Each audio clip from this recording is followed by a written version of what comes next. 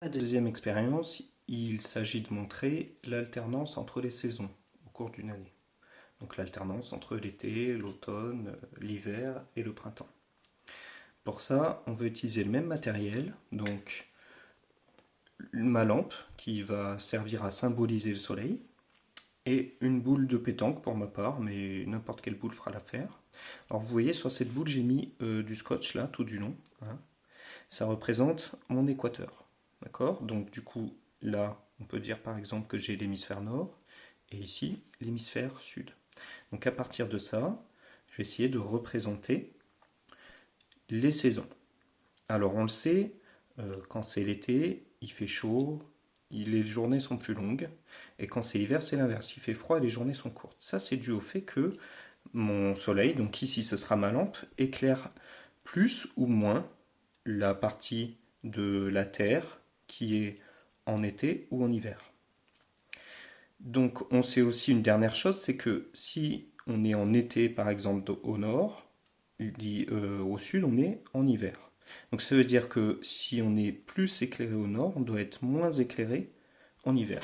Alors si je mets comme j'avais fait, voilà, si je mets l'équateur à peu près à l'horizontale comme j'avais fait lors de la première expérience, on remarque en gros que ici et là, je suis éclairé de la même façon.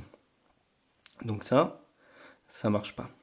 Et qu'il va falloir trouver un moyen d'être éclairé d'une façon différente. Alors en fait, pour ça, il n'y a qu'une solution. Il faut tourner un peu la boule comme ceci. Hop. Et donc là, j'ai plus l'équateur qui est à l'horizontale. Et ce qu'on remarque surtout, c'est que ici, je suis bien plus éclairé que là. Donc ici, donc ça serait l'été dans l'hémisphère sud, par exemple. Et ensuite, il faut arriver à le faire alterner les saisons. Alors, en fait, il n'y a qu'une solution. On peut imaginer au début, par exemple, de faire tourner la boule, un peu comme on avait vu pour l'alternance jour-nuit. Le problème de ça, c'est que, hop, je reviens, c'est que vous avez vu, en faisant tourner, pendant la moitié de l'année, il ferait nuit. Et l'autre moitié de l'année serait divisée en deux saisons, l'été et l'hiver. Hein, puisque, hop, euh, par exemple, ce bout de scotch là, ici, hop, il est plus du tout éclairé, c'est la nuit. Là, c'est le scotch en face. Et là, hop, il commence à être éclairé. Donc là, ce serait l'été pour cette partie-là. Et là, hop, on passerait en hiver. Mais ça ferait un quart d'été, un quart d'hiver, et puis nuit tout le reste du temps. Et ça, c'est pas le cas. Hein.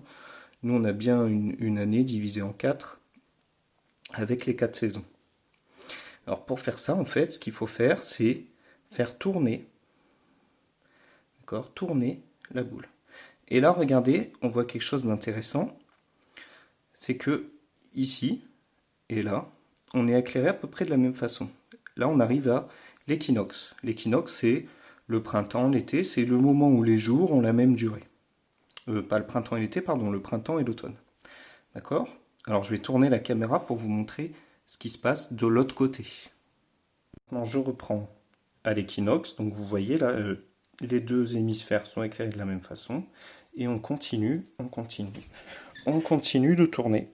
Et alors, on arrive à un moment où on voit que le nord, donc la partie en haut de la boule, est plus éclairée que le sud. Donc le nord est devenu l'été.